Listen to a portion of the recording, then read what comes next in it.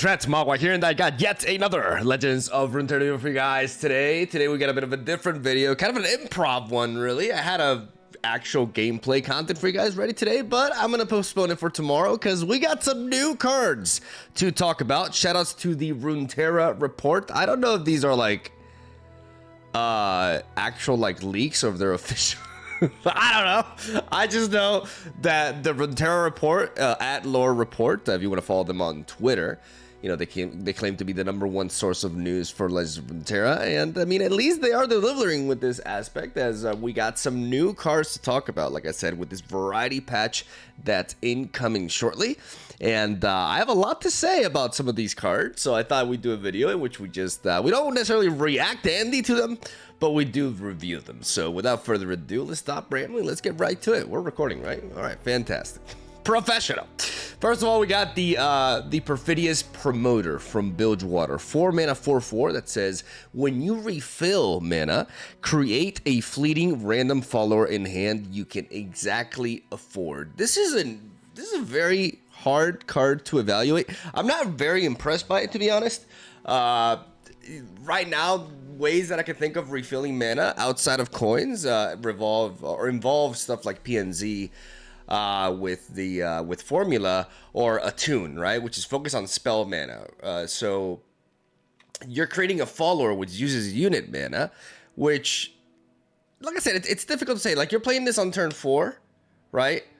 And then as soon as you play a coin, you can actually develop a follower. But how useful is this? Perhaps in a more slow coin-based decks, but those kind of decks are actually PNZ Ionia, not Bilgewater. So I don't really know what kind of deck this card is going to fit, but I'm not, I think it's slow. It's not that well statted, you know, having four health. The 4 power is very neat. This can train to stuff, but you actually want this to stay around, so it's not quite as thick as you want it to be. It's missing that sweet 4/5 stat line from your boy Jack. And yeah, I don't know. I feel like it's an alright card. I like the art. But I don't really expect much of it. I could be completely wrong, though. I am a little bit more excited about Captain Indari, though. Captain Indari, is that like a... That seems to be like a wheelchair. Like a mecha wheelchair. When I'm summoned, I improvise. 6 mana, 5/5. Plunder, forge other allies. This is a very powerful effect. Like, the ability to forge all other allies. They don't have to have a weapon equipped, in case you're wondering. Yeah, forge means that if there's an equipment, you give it +1. You grant it +1/+1. But if it's just an ally with no equipment, you grant that +1/+1. So you're getting good, like really strong value out of this regardless. As she's improvising, but keep in mind that she's not forging herself. She's forging other allies. So after she improvises, she's not like Combat Cook. The thing that the thing that makes me not quite as crazy about this card is that it's Noxus, right? And I feel like a region like Freljord is more well-tuned for the Forge archetype, even though we've seen a lot of tools implemented on Noxus for that, but I just don't think there's nearly as much. But she is a weapon master, which means she is a Jax minion, right? She's a Jax follower, which allows you to play her outside of that. So it'll be interesting to see what she can offer for Jax. I mean, I think you guys saw me recently. I posted an Ornn deck, but I actually combined Ornn with Kayn. I'm not the biggest Jax fan. I don't think his package is particularly exciting. I think the coolest thing about Jax is the Share Seas card, which is also a dual region card. Outside of being a weapon master card, it's also a Bandle City Target card.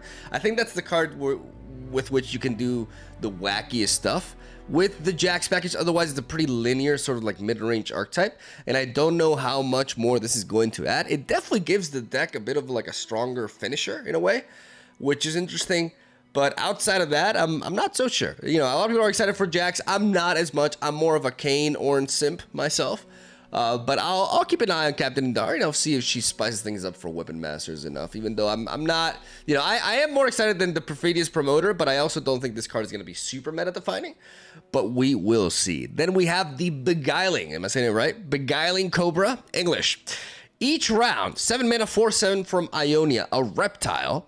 Each round, the first time you summon another follower, summon an exact copy of it. If your board is full, you grant its stats and keywords to me instead. This is a really interesting Ionia finisher.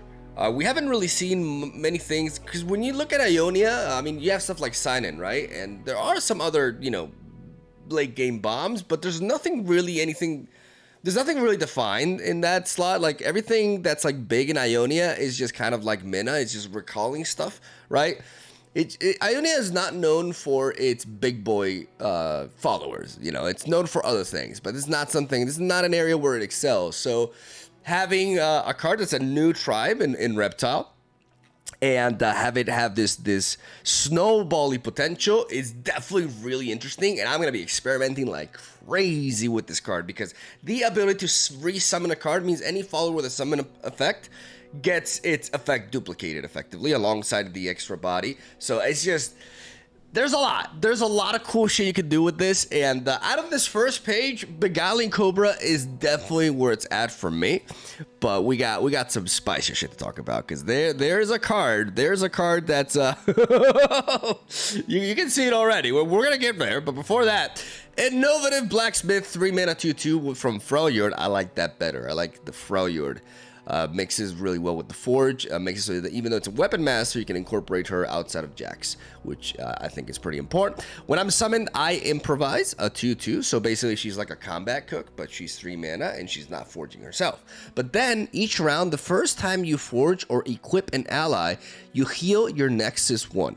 I'm gonna take a little bit of I'm gonna go a little bit of a tangent here, hopefully not too long, but I want to express why I really like the recent design direction the developers have taken regarding direct Nexus interaction. All right, that's a pretty fancy way of saying I like the fact that they're reducing damage and healing towards the Nexus. Now you understand what I'm saying, right? So basically, I'm a big fan of how they've redefined Noxus as a region that's still aggressive, but requires a lot of combat to get its power through, and the direct damage is based around pings. It's not like there's no more like decimate, any more like big direct damage that's just easy to take down the Nexus. I like that a lot, and I like the same applied for healing. I think the new Targan 2-drop, I forgot the name, but it's like the little the very happy unicorn, the 1/4 that heals your Nexus 1 every turn.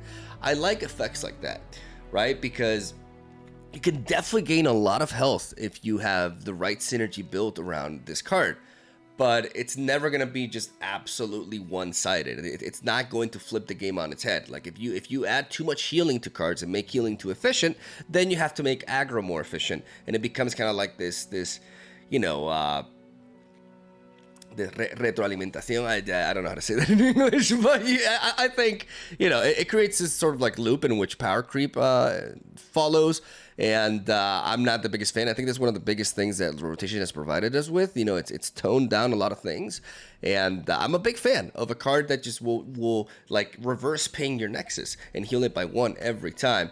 You can definitely work towards, you know, having a very resilient game, especially against aggressive decks, but not in a way in which it feels unfair. So I'm just big props for the Innovative Blacksmith design, and I hope they continue this sort of design in the future. Thank you for coming to my TED Talk. Let's talk about the elephant in the room now. Condense, the new Bandle City card, definitely the star of this package, ladies and gentlemen. This card is bananas. 2 mana, burst speed, pick a follower, create a 1-cost copy of it in hand, and set its stats to 1/1. This is not the most unique effect you've ever seen in a card game. In fact, this has been done before, but this opens up a lot of possibilities. Naturally, the bigger the follower you copy, the bigger the payoff. Imagine just using this on a sign-in, right? You play Condense, you get a 1/1 sign-in, and then you play sign-in for 1 mana and draw 2 cards. There are probably way crazier combos out there. I had to sit down, analyze the card pool, the standard card pool, and see what can be done. But this card is for sure gonna be meta defining in one way or another. Like, I am convinced. Like, this card opens up a lot. I'm really excited to see where people's creativity is gonna lead this to, because there's a lot of possibilities, and it's definitely the card. I know it's arguably the best card without a doubt, but it's also the card that I'm most excited about, because deck building wise, this just offers so many possibilities, and I've been wanting for a card like this to be, because we've had follower replication in the past, especially associated to PNZ, right? But it's always been very like linear, very fair, right? It's just you get the same copy, but it's +1/+1 stats and stuff like that. But this is the first time that we get an effect like this that can allow you to just reach tremendous value if you combine this with the right target, and it's just a very exciting card, and a good reason to get back to Bandle City gaming, because Condense is gonna be a thing. Whether you like it or not, this is gonna be something you're gonna be running into, and we have yet to see what shape and form that will be in. But yeah, big card, or small, you know, English, but yeah, you get what I'm saying. Altar to Unity, the new Demacia landmark, 4 mana. When I'm summoned, you draw a unit. When you summon an ally, grow its stats to equal its cost. Really interesting card, right? Especially for a region like Demacia. It kind of has PNZ and Bandle City vibes to it, more so than Demacia. But yeah, I mean, when you play this, it cycles itself, so you're not really like losing out on value. A bit of a slow landmark, being at 4. It's at the same price that Vaults of Helia is at, and Vaults of Helia gets popping from the get-go. But this will be very interesting, because if there's like a 5 mana follower or ally that is like severely understated because it has a really strong upon entry effect, you can actually mitigate, you know, the price that unit paid in stats with this landmark work here. How good is that ultimately? I mean, it depends on the card pool. I feel like this card being 4 mana makes it too slow.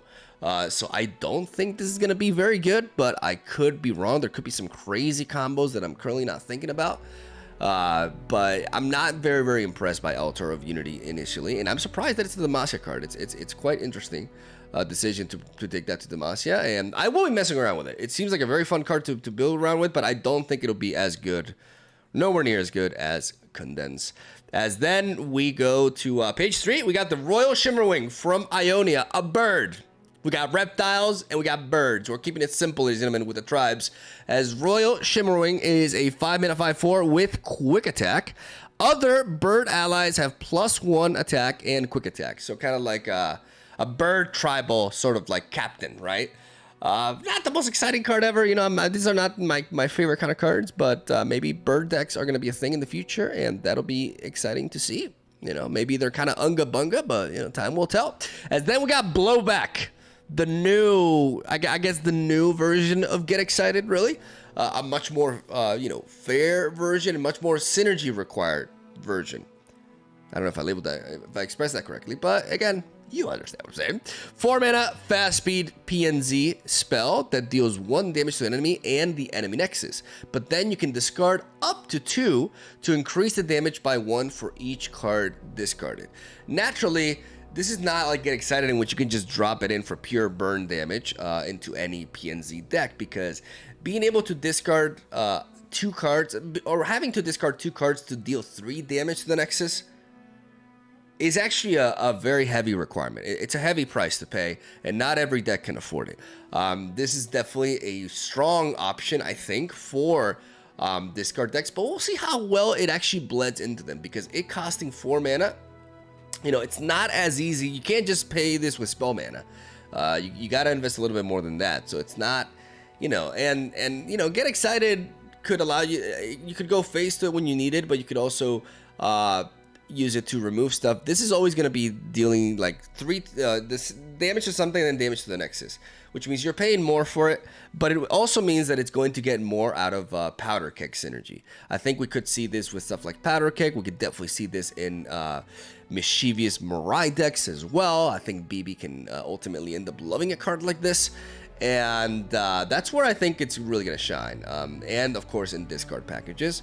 So we're going to see if Blowback does find a home. I'm not entirely convinced, but if there's something to be replacing Get Excited, it's going to be this, and it's definitely going to be, we're going to have to test it in discard decks, but maybe this can bring back Cyan. copium. I don't know. Just stayed optimistic.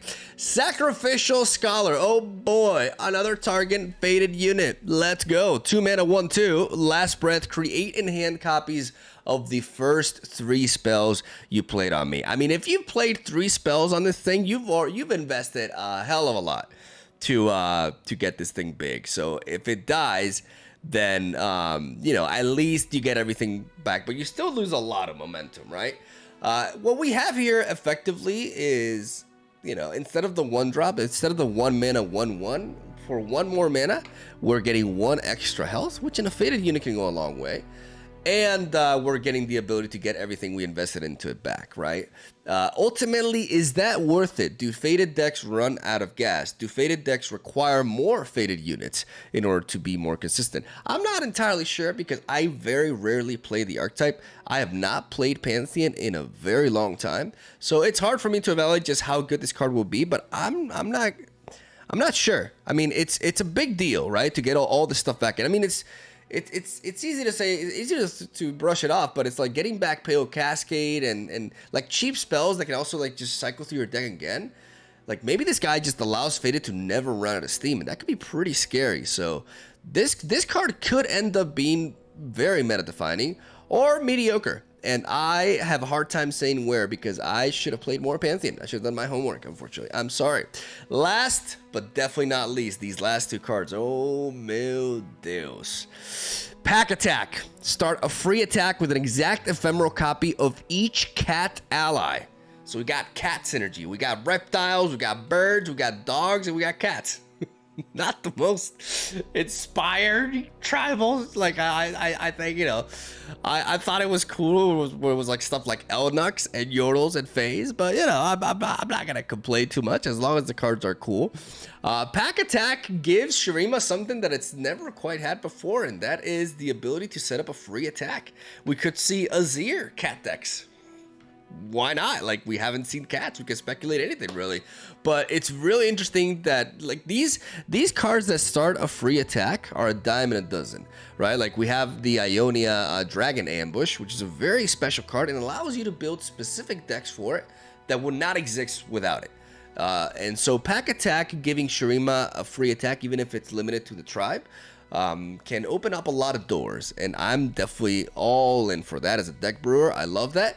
But I can't really say more about this card until we actually see some cats, because you know, we see a dog there, we see birds, we see weapon masters, and we see reptiles, but not a single cat as of yet. And a question that I have in mind is like, are the Von Yip cards going to be redesigned and include the cat tribal? Because if that's not a cat, I don't know what the fuck is. So just wanted to clarify that.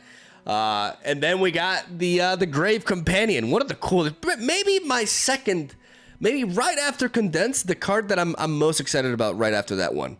The number 2, the Silver Meadow, goes to the Grave Companion, 4 mana, 1/5, nice thick health stat for a back row engine such as this one. Each round, the first time another ally dies, draw 1. Ladies and gentlemen, Undying, self-sacrificing Shadow Owls decks just have one hell of an engine. Like, they're never gonna run out of gas. With this plus Glimpse Beyond, you don't even have to play Spirit Leech anymore. Husk decks as well. Husk, like, Evelyn is just gonna love this card. Like, this card is going to absolutely 100% be meta. And yeah, it just feels really good.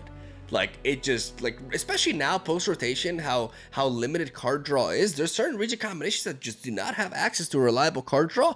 And then you have this. Like, it's gonna be nuts. It's hard to kill. It survives the likes of Black Spear with that 5 health.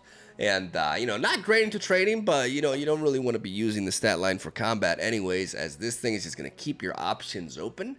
And it's just so easy to enable. It comes in pretty early on at turn 4 for what it's doing.